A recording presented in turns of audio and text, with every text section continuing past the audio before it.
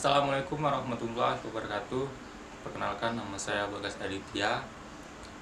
Di video kali ini saya akan menjawab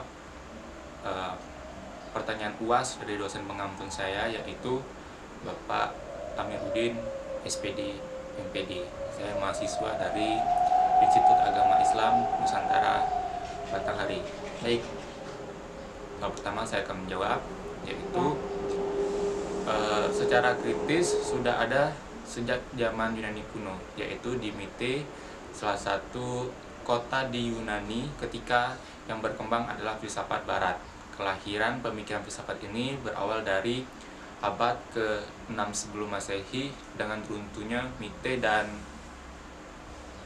cerita-cerita atau mitologi yang selama ini hal tersebut menjadi suatu pembenaran bagi masyarakat Yunani terhadap setiap gejala alam yang terjadi. Pada saat itu, melalui mite, itu manusia mencari berbagai penjelasan awal, asal muasal terjadinya alam semesta dan seluruh kejadian yang terjadi di alamnya. Pada saat itu ada dua mite yang berkembang, yaitu mite kosmogonis dan mite kosmologis. Periode Yunani kuno ini lazim disebut periode filsafat alam. Dikatakan demikian karena pada periode ini ditandai dengan munculnya para ahli pikir alam, di mana ditandai dengan di mana arah dan perhatian pemikirannya kepada apa yang diamati sekitarnya. Mereka membuat pertanyaan yang tentang gejala alam yang bersifat filsafat ataupun berdasar akal pikir dan tidak berdasarkan mitos belaka. Mereka mencari atas yang pertama dari alam semesta yang sifatnya mutlak, yang berada di belakang segala sesuatu yang serba berubah. Kemudian filsuf yang mengembangkan filsafat pada zaman Yunani yang begitu ramai dipersoalkan sepanjang sejarah, yaitu Socrates. Setelah itu Plato meneruskan keaktifan Socrates dengan mengarang dialog-dialog seperti gurunya. Plato berpendapat bahwa filsafat artinya mencari kebijaksanaan atau kebenaran, dan oleh karena itu dapat dimengerti bahwa mencari kebenaran itu dilakukan secara bersama-sama dan maksudnya bersama-sama dalam suatu dialog. Pemikiran filsafat Yunani kuno mencapai puncaknya pada masa Aristoteles tahun 384 sebelum Masehi sampai 322 sebelum Masehi. Ia mengatakan bahwa tugas utama ilmu pengetahuan ialah mencari penyebab objek yang diselidiki. Kekurangan utama para filsuf sebelumnya adalah mereka tidak memeriksa semua penyebabnya. Zaman pertengahan dari 6 Masehi sampai 16 Masehi. Pada masa pertengahan ini terdapat periode yang membuat perkembangan filsafat tidak berlanjut, yaitu pada masa Sokrates Kristen. Hal ini dikarenakan pihak gereja membatasi para filsuf dalam berpikir sehingga ilmu pengetahuan terlambat dan tidak bisa berkembang karena semuanya diatur oleh doktrin-doktrin gereja yang berdasarkan keyakinan. Apabila terdapat pemikiran-pemikiran yang bertentangan dari keyakinan para gerejawan, maka filsafat tersebut dianggap murtad dan akan dihukum berat sampai pada hukuman mati. Secara garis besar, filsafat abad pertengahan dapat dibagi menjadi dua periode, yaitu periode Skolastik Islam dan periode Skolastik Kristen. Pada periode Skolastik Islam, zaman Renaissance Islam, maksudnya zaman Renaissance 14 Masehi sampai 16 Masehi, adalah suatu zaman yang sangat menaruh perhatian dalam bidang seni lukis, patung, arsitektur, musik, sastra, filsafat, ilmu pengetahuan, dan teknologi. Zaman Renaissance terkenal dengan era kelahiran kembali kebebasan manusia dalam berpikir. Pada zaman ini manusia mulai berpikir secara baru dan secara berangsur-angsur, melepaskan dari diri otoritas kekuasaan gereja yang selama ini telah membatasi manusia dalam menemukan kebenaran filsafat dan ilmu pengetahuan. Proses melahirkan kembali ini terjadi pada abad ke-6, maksudnya terjadi pada abad ke-15 dan 16. Dan melahirkan kembali kebudayaan Yunani dan Romawi kuno ini adalah orang-orang yang biasa disebut kaum humanis.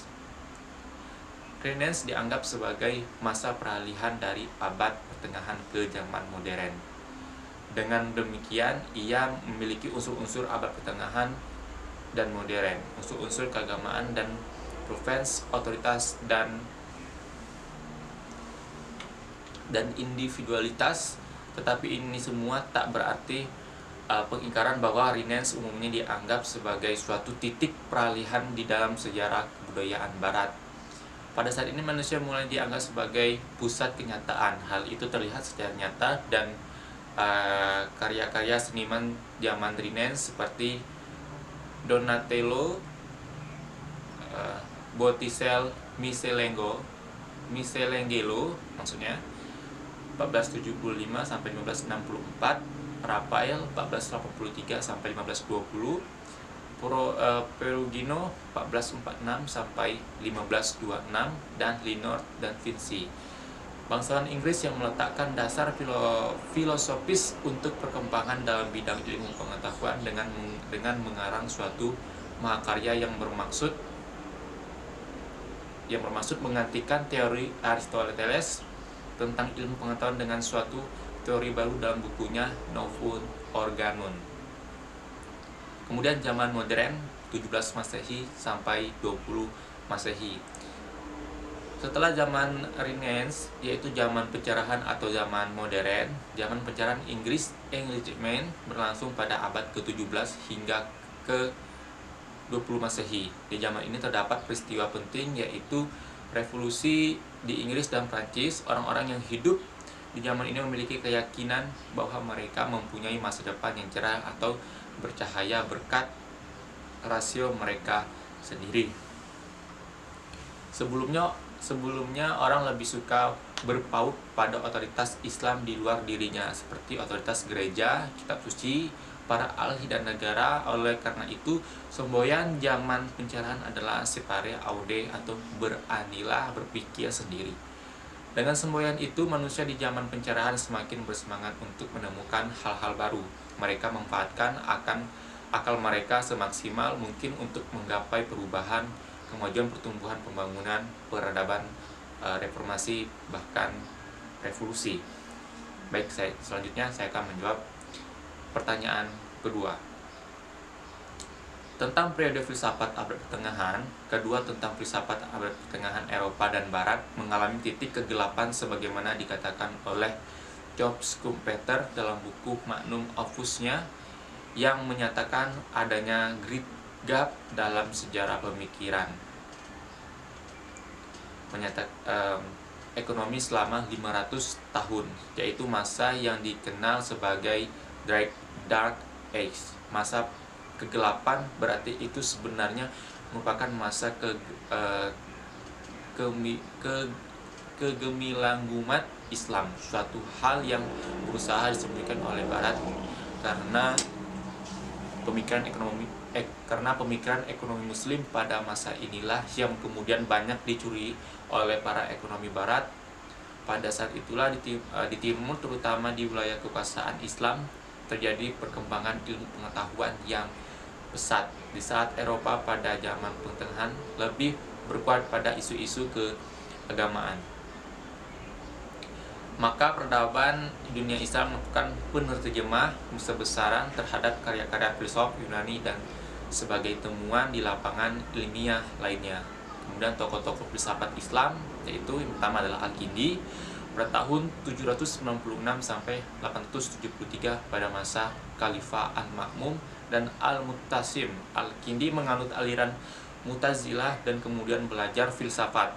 Menurut Al-Kindi, filsafat yang paling tinggi adalah filsafat tentang Tuhan. Kata Kindi, filsafat yang termulia dan tertinggi derajatnya adalah filsafat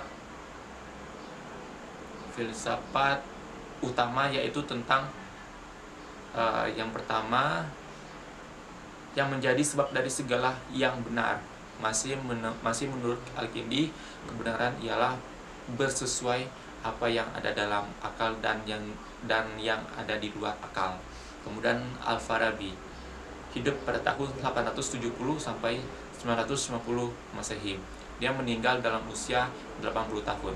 Filsafat yang terkenal adalah teori emanasi atau pancaran. Filsafatnya mengatakan bahwa yang banyak ini timbul dari yang satu. Tuhan bersifat maha satu, tidak berubah jauh dari materi, jauh dari arti banyak, maha sempurna dan tidak berhajat apapun.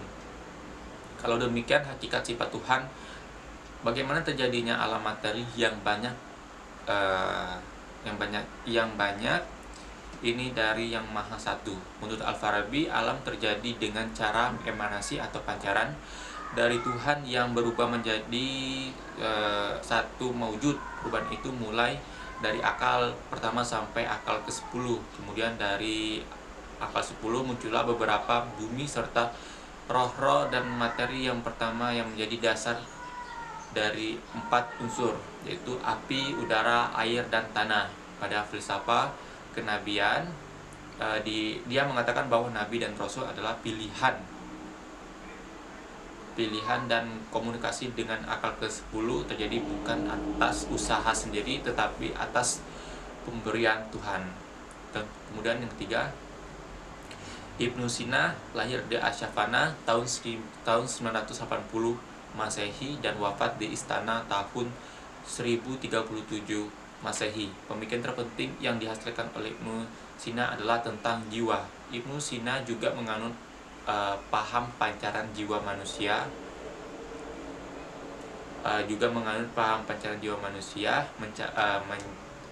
mancar dari akal ke-10 yang membagi jiwa dalam tiga bagian, yaitu tumbuh-tumbuhan, kemudian jiwa binatang atau nafsu hanawiyah,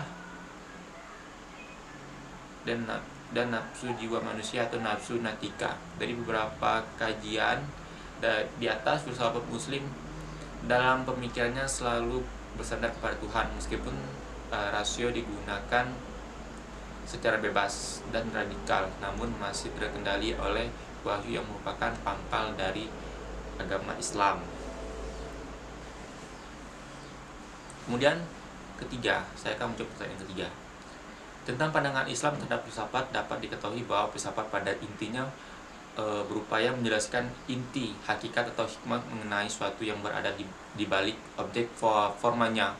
Filsafat mencari sesuatu yang mendasar asas dan inti yang terdapat di balik yang bersifat lahiriah. Sedangkan dalam Islam, istilah filsafat biasanya diterjemahkan ke dalam bahasa Arab sebagai falsafah, dan hikmah definisi falsafah sebagaimana diungkapkan oleh Al-Kindi adalah pengetahuan tentang realitas wujud dengan segala kemungkinan.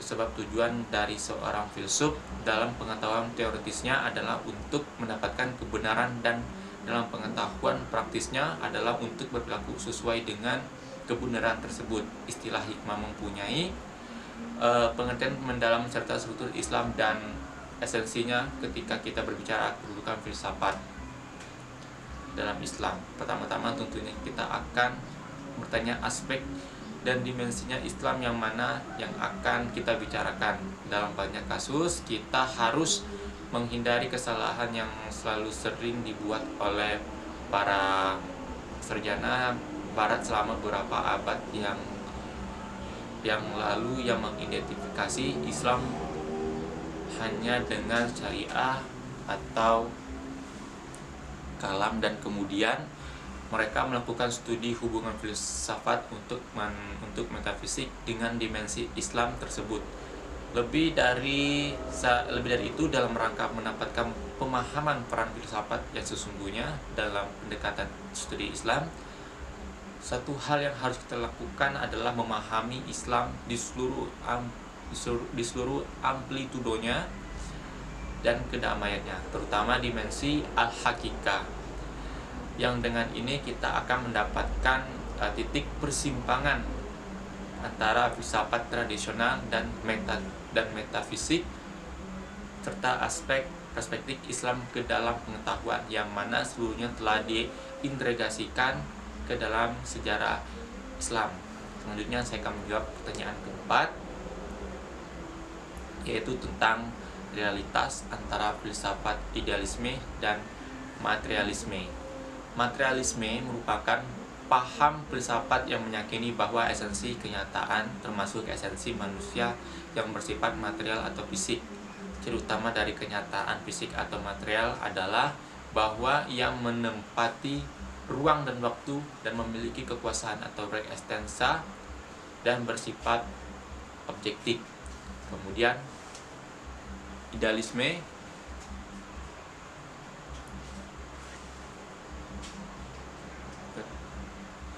adalah kebalikan dari materialisme. Menurut aliran ini, kenyataan sejati adalah bersifat spiritual. Oleh sebab itu, aliran ini sering disebut juga dengan spiritualisme.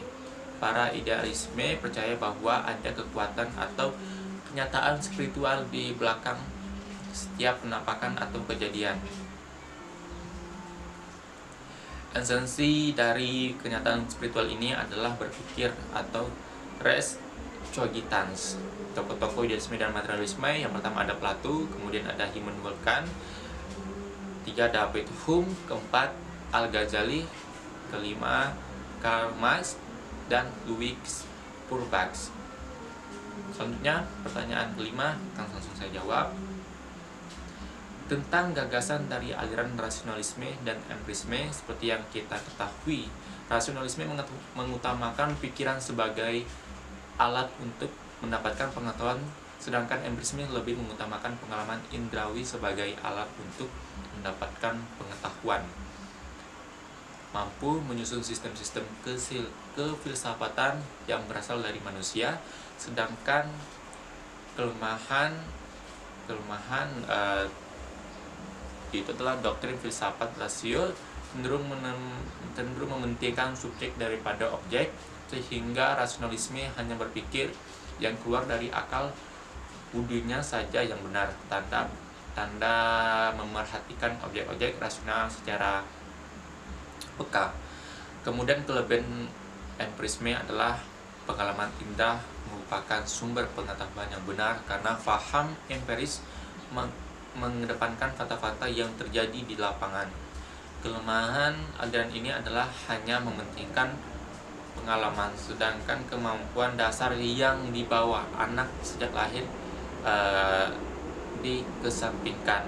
Tokoh-tokoh rasionalisme dan empirisme yaitu adalah Thomas Hobbes, John Locke, Berkeley, dan yang terpenting adalah David Hume. Baik, sekiranya hanya itulah jawaban yang dapat saya berikan. Lebih dan kurang saya mohon maaf. Terdapat kata-kata yang tidak enak ataupun kekurangan dalam saya menyampaikan, saya mohon maaf. Saya akhiri. Wabillahi taufiq wal hidayah. Wassalamualaikum warahmatullahi wabarakatuh.